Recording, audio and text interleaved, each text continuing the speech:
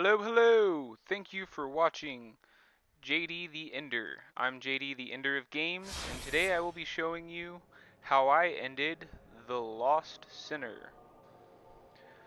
So, like the last video, or I guess unlike the last video, I didn't need to do any time lapses, so you won't see any of that today. Uh, just a couple updates. I am going to be moving within the next week, so I'm hoping to have one, maybe two videos. Not both of them will be Dark Souls related. One of them will be. The other is actually going to be an Elite Dangerous music video I'm working on. Really excited about that. Um, just gonna kill this guy here. So I have a couple things I wanted to talk about here. The first thing I'll talk about is this sword, because obviously I mentioned before this is a guts build, and that's clearly the Dragon Slayer, with some minor differences in it. If you want to get this sword, you can get it pretty early on in the game. Uh, you'll notice you don't see me hold it with just one hand, and that's actually because the level that I'm at right here, I don't have the stats to support it with just one hand. So that's why I'm always holding it with both. Here you'll see I'm actually playing around with a mechanic of the game called Power Stance. I'm not very excited about it. Everyone was really excited about it when Dark Souls 2 dropped. Actually, before I go any further, go ahead and hit that subscribe button, and also give the video a like. Anyways, let's go back into power stancing. Uh, I'm not very excited about it. Like, yeah, you get a different attack set with the weapons, but it's not really. I don't know. It's not for everyone, and this is definitely not for me. I was kind of playing with it here a little bit in this video, just to see if it was something that I liked. But you'll notice I very quickly go back to using the Ultra Great Sword, which is my favorite weapon in any Dark Souls game. Aside from the meat cleaver, which you get in Demon Souls, that's just because that kind of reminds me of Zangetsu a little bit. So going back to the Ultra Great Sword, though, you can get that early on in the game from an area called No Man's Wharf. There's a spot in this zone of the game where there are these like they kind of look like the face of Bo if the face of Bo had arms and like really tiny legs. The arms are really big, have a lot of reach. Good news is though, these things are afraid of fire. I should have some footage of this. If not, I will start a new character here pretty shortly. I'll make sure I have some instructions on how to get through that area so you can get this sword. I just like the range that it has. It's really beefy, and actually in Dark Souls 2, if you're just playing Dark Souls 2, it's the strongest weapon in the game that you can get once you get it to plus 10 and you infuse it to be raw. So it's a raw infusion plus 10 Ultra Great Sword, strongest weapon in Dark Souls 2. So here, you're gonna see me summon Lucatiel. She's one of my favorite NPCs in this game.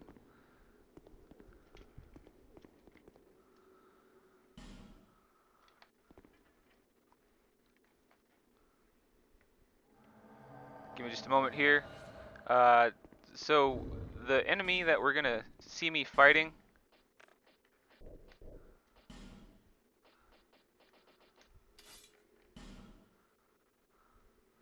is actually the boss for the area that I was speaking about, No Man's Wharf. And it's not that difficult. It's really weak to magic. Lucatiel does not do too much damage to it here, where it is at. And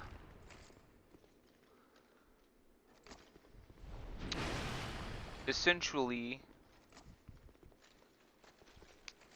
you can use Lucatiel to fight it in No Man's Wharf as well. She's a summon there as well.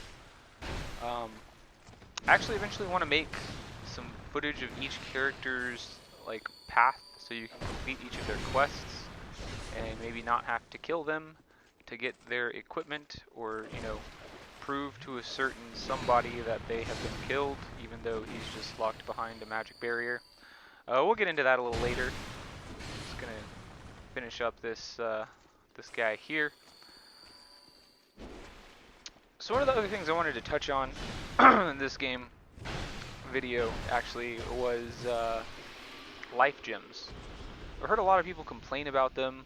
A lot of PvPers don't really like the idea of them. I'm going to assume that's because it's a little more difficult for them to gank people. That's just my thing. Who doesn't like being a ganker at some point in their life? I don't really enjoy it with this game. I don't like being a ganker. Honestly, I'm a ganker. I like to gank people who think they can gank me. That's enough of all of the ganking. You'll see that I just picked up a shield, actually.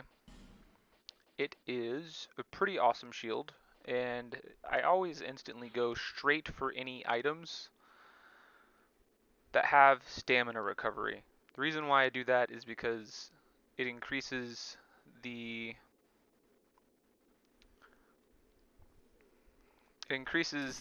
like, I guess, the rate at which your stamina is recovered after a swing. You know, after you hit something, you can recover that stamina faster, and you can get another hit in faster as well. Man, I hate these guys. They're like an AoE enemy with like 200 health, and they're just awful. I mean, they do too much damage. Going back to the life gem though, the life gem, from what I see after playing Bloodborne, kind of makes me think of like the developing stage of the rally mechanic from Bloodborne, right? It's like the rally mechanic 1.0. You know, because, I mean, yeah, you're not getting that life back by being ultra aggressive, but you're not becoming heavily dependent on your Estus Flask. My second favorite NPC here, Sellsword Lewitt, I like to play with him as well. He actually helped me out a lot with some of the post-game DLC stuff, and I've got a lot of that footage. So more details to come on that. Just taking out the rest of these exploder guys. Look at that. He's even got a gesture he's showing. What's up, Lewitt? Nice to have you here. Yes, I'm talking to NPCs. Anyways, to the last sinner. The last sinner is one of my favorite enemies, mostly because it gives you another great sword, and it's pretty difficult. You know, it's got a pretty big reach, or you know, it's got a good reach. It's got a really interesting element of contrast between light and dark in that battle. And I really like the themes in most Souls games. And I think that's what this one is definitely about. It's about contrast between light and dark, and what you choose to do with those two. Do you accept the dark and you know, resist the struggle? You know, just kind of give in, or do you choose to struggle and carry on the flame? Well, you know, whatever that flame is kind of up to you, but ultimately this game is about the souls. That's what it is for me. Getting more souls so I can get stronger to crush more enemies, or crush the same enemies again. I actually plan on doing some footage of my New Game Plus 7 playthrough. Another good stamina recovery item, actually, kind of going back to that, is the Chloranthy Ring.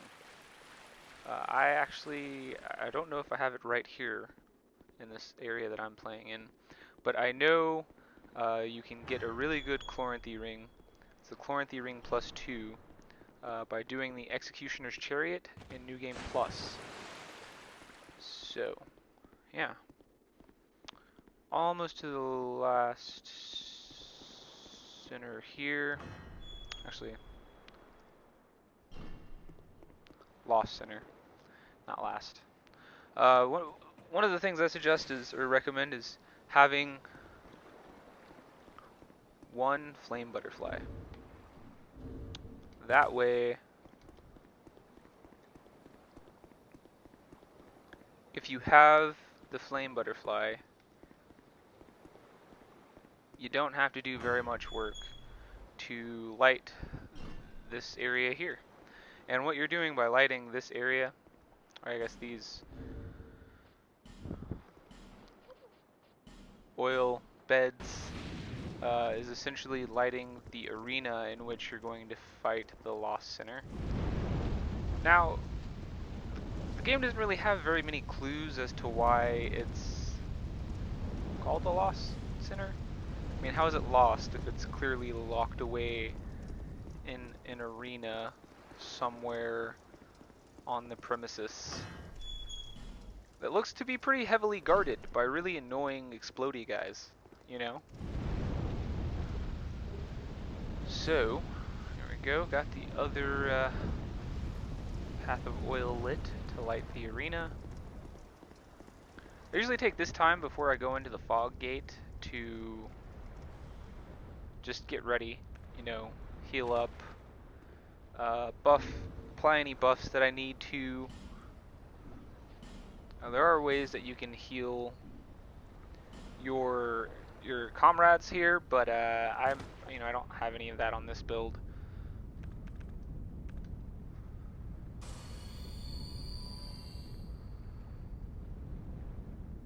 Here we go, getting started here.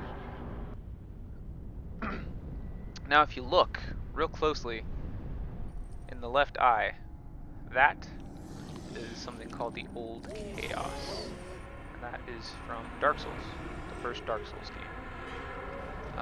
There are many people who believe that these games are unrelated entirely to Dark Souls 1 or 3, and that's definitely their opinion, and that's kind of the point of having really vague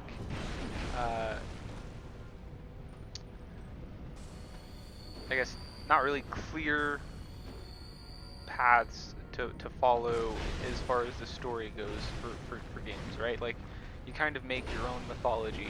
That's, to me, what the Dark Souls series and this, or really just the Souls series, is all about. You know, being able to step into a game where you're creating your own mythology, your own myth, your own mythos. I've actually done a great deal of reading on the subject of the hero's journey, and I feel it really helps a lot of people have that sense of being the hero in a lot of ways. We're getting pretty close to the end of our video here, and also I'm going to say, it says Great Soul Embraced here. There are 4 Great Souls that you need to embrace for you to really be able to continue the game. I mean, you can still continue the game without them, but if you want to get credit for them, you definitely need to light this little bonfire I'm going to down here. I do want to take this time to thank you for watching. Go ahead and hit subscribe there. Also, leave some comments of you know, what you liked, what you didn't like, and yeah, I'll see you in the next video. I've been JD, the Ender of Games.